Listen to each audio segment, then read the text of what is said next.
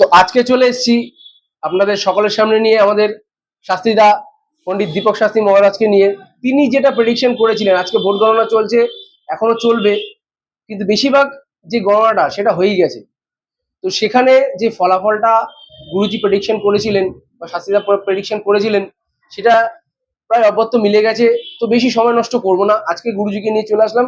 নমস্কার শাস্ত্রীজি। তো দর্শকদের জন্য আপনি কিছু যদি বলেন, কারণ ওনারা তো আপনার ভিডিও দেখেছে, যারা তারা জানে যে আপনি কি প্রেডিকশন করেছিলেন, যে পরিবর্তন একটা আসতে চলেছে, সময়টা সেরকমই। আর আপনাদের নিউমোলজি মতে যেটা, যে কিভাবে গণনা করে গুরুজি বললেন সেই বিষয়ে জানবো। তো গুরুজি নমস্কার। নমস্কার। দেখুন, আমি যা যা প্রেডিকশন করি সেই প্রেডিকশন কিন্তু অবশ্য মানে মেলে 100%। খেলা নিয়ে প্রেডিকশন করি, সেগুলো মিলেছে। আগে 2000 এই যে 15 বছর আগে প্রেডিকশন করেছিলাম, তখন এত মিডিয়া বা এত ফোন, এত কিছু ইনস্টাগ্রাম এইসব কিছু ছিল না। তো তখন অতটা হয়তো আমি দেখাতে পারিনি। তখনও বলেছিলাম কে আসবে বা কারা জিতবে, তারা জানে। এবং সকাল থেকে প্রচুর ফোন আমার ভক্তদের, যে স্যার আপনি প্রেডিকশন দিয়েছিলেন এবং গুরুজি আপনি প্রেডিকশন দিয়েছিলেন, আপনি এই যে যা বলেছেন সেটাই হয়েছে, আর আপনি পারলে নেমে যান। আমি বলি কি না, এইসব নিয়ে আমি চিন্তা ভাবনা করছি না। না, আপনার তো একটা ফেস ভ্যালু আছে, আপনারা যদি কোনো ধরনের প্রস্তাব পান নিশ্চয়ই নামতে পারেন। কারণ আপনি দেখুন ব্যাপারটা কি, এখানে যেটা দরকার রাজ্যে, যে মানুষের সেবা করার মতন লোক চাই।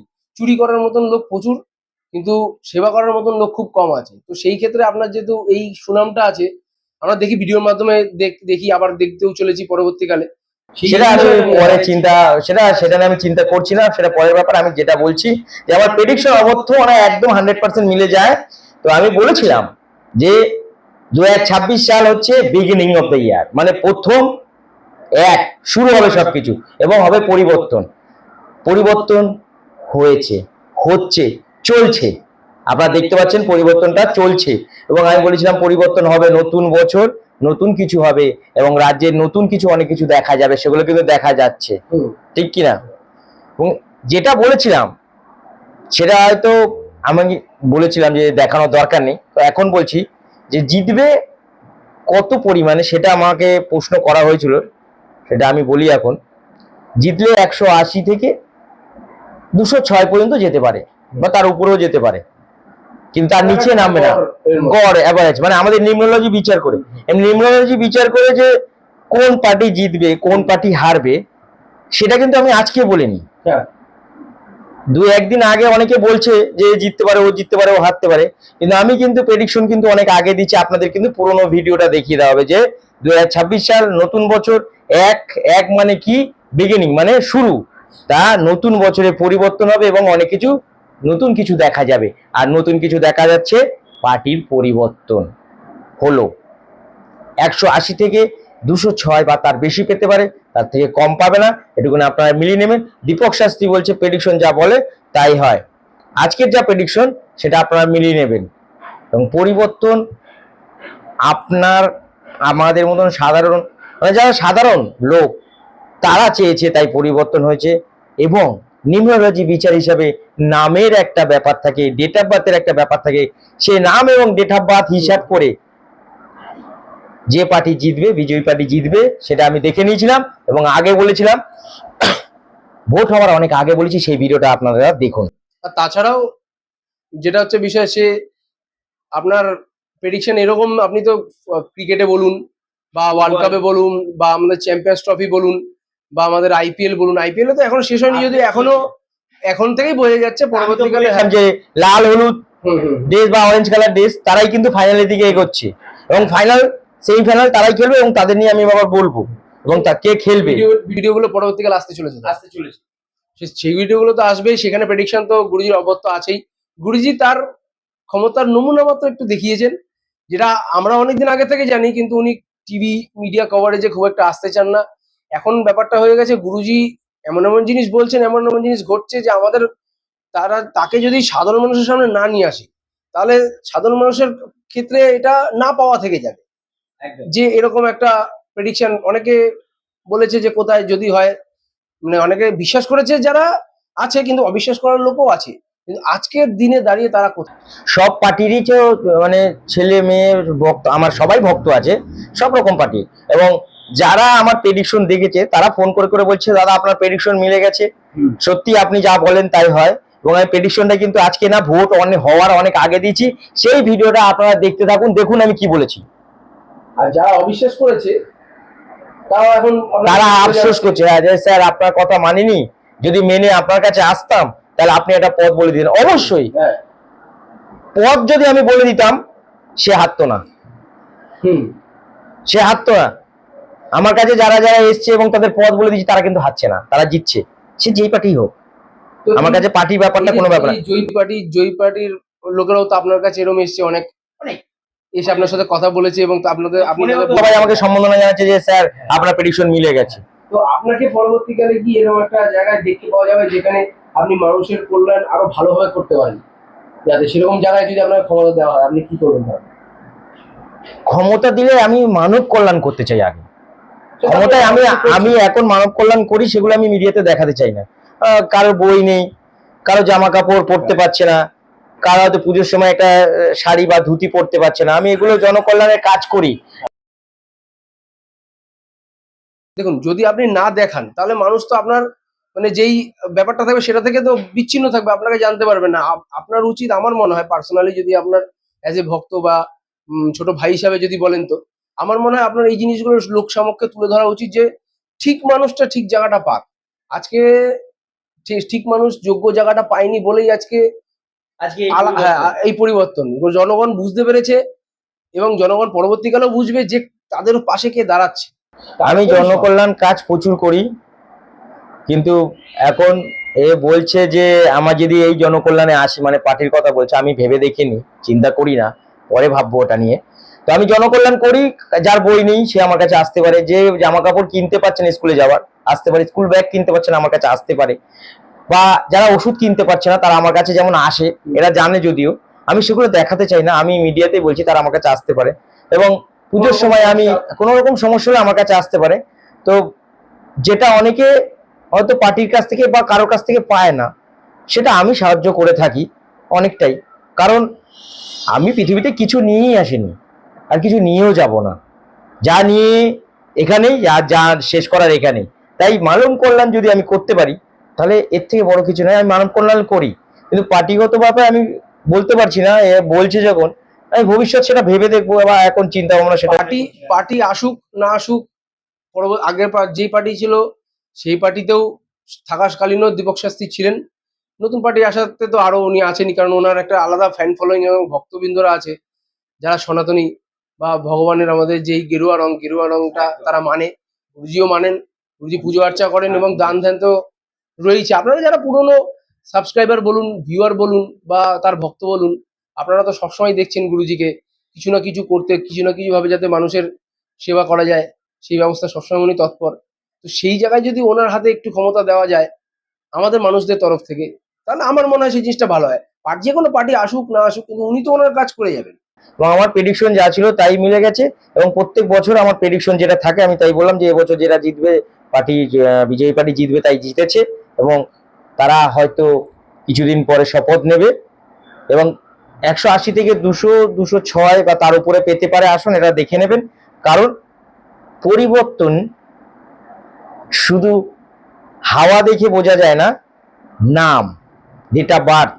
আমরা তো দেখুন, মোদিজি বলুন বা মমতা ব্যানার্জি বলুন বা অভিষেক বলুন, এদের প্রত্যেকে আমরা ডেট অফ বার্থ জানি।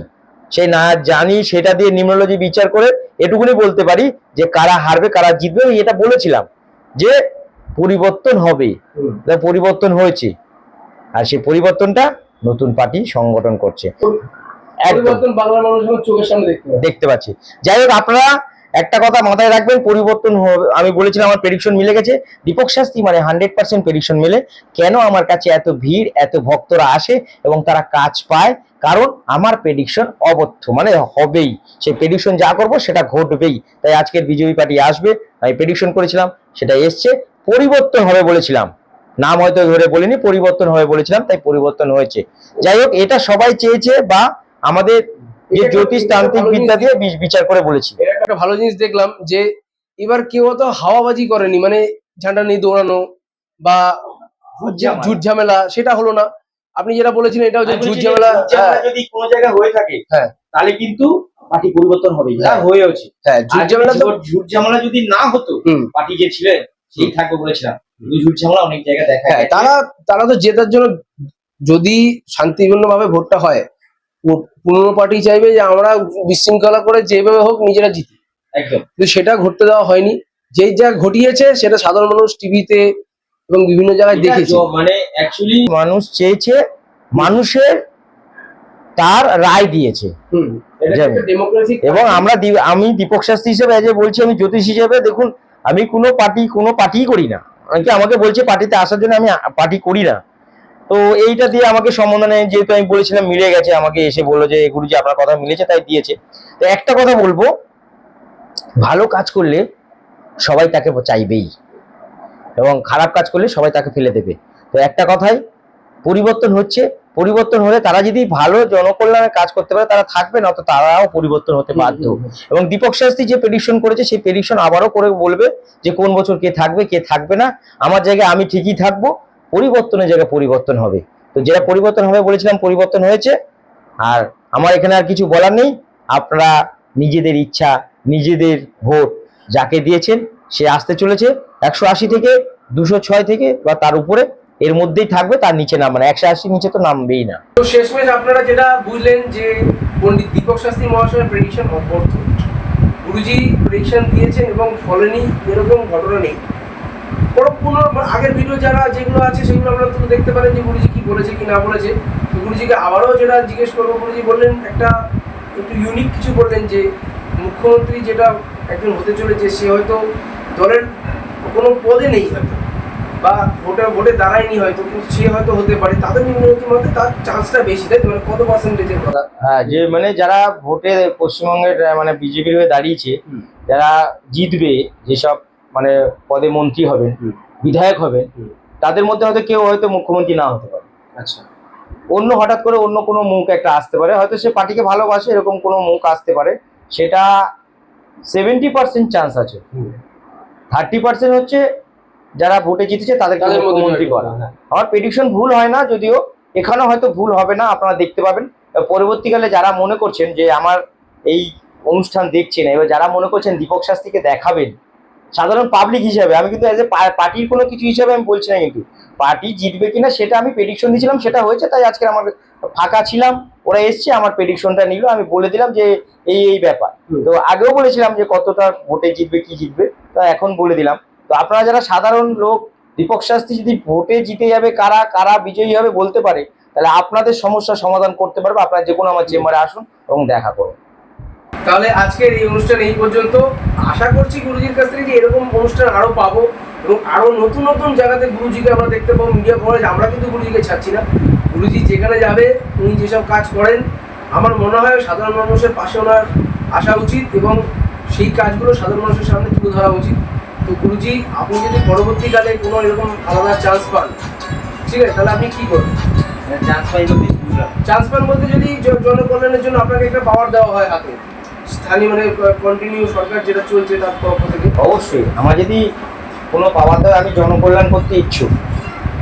একদম, আমাকে যদি কেউ আমার হাতে পাওয়া দেয় যে না আমি জনকল্যাণ করতে চাই, আমি এমনি জনকল্যাণ করি।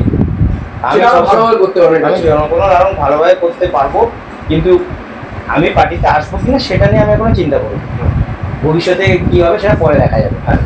এইটাই বলবো যে আমার অনুষ্ঠান দেখুন, যারা আমার কাছে আসতে চাইছেন আসুন এবং ভালো থাকুন, সেটাই বলবো। কোনো রকম সমস্যা, সম্পূর্ণ রকম সমস্যা, যে কোনো সমস্যা আমার কাছে আসতে পারে, যে কেউ, সে পার্টির লোক হতে পারে, উকিল, জজ, ব্যারিস্টার, যারা সব রকম, ক্রিমিনাল থেকে শুরু করে সবাই আমার কাছে আসে, সবাই আসতে পারে। আমরা তো প্রেডিকশন দেবো, আমরা জ্যোতিষ, আমরা তান্ত্রিক, আমরা তো নানা রকম কথা বলবোই।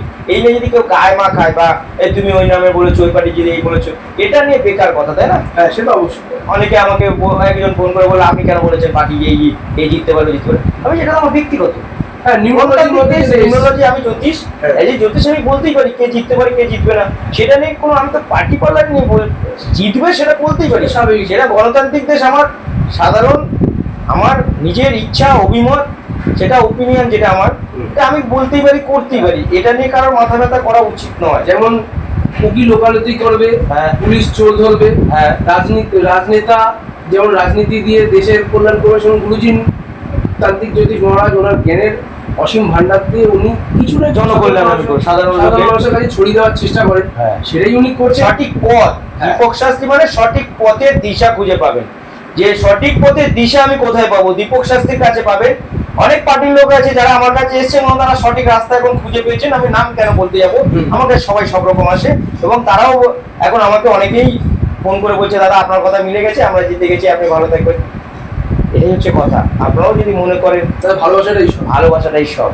আমাকে তো ভালোবেসে মাছ, চিংড়ি, মিষ্টি কতজনে খেতে দেয়। হ্যাঁ। ইলিশ মাছ যারা এই ট্রলার নিয়ে চলে, যারা ট্রলারে হয়তো মাছ উঠছে না, আমার কাছে আসলে আমি কাজ করে দিলাম, তাদের ট্রলারে প্রচুর মাছ ধরা পড়লো, আমাকে মাছ খেতে দিতে আসে, আমি সেই মাছ এদেরকেও দিয়েছি খেতে, তাই না?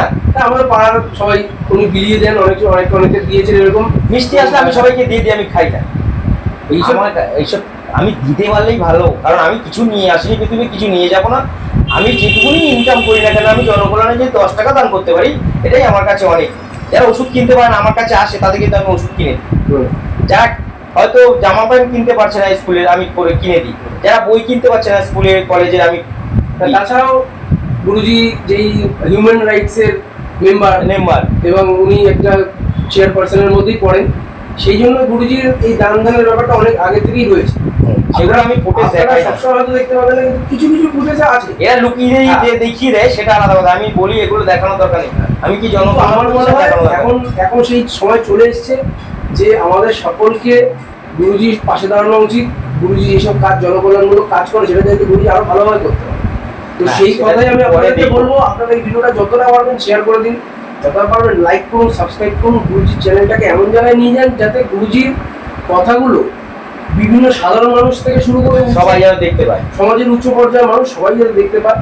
আপনাদের সকলকে ধন্যবাদ। পরবর্তী অনুষ্ঠানগুলো নিয়ে আসবো, আপনারা দেখতে পাবেন এই চ্যানেলে। তো আজকের জন্য গুরুজির কাছ থেকে আমরা সময় চেয়ে নিচ্ছি, আপনাদের কাছ থেকে সময় চেয়ে নিচ্ছি। ধন্যবাদ। জয় বাবা।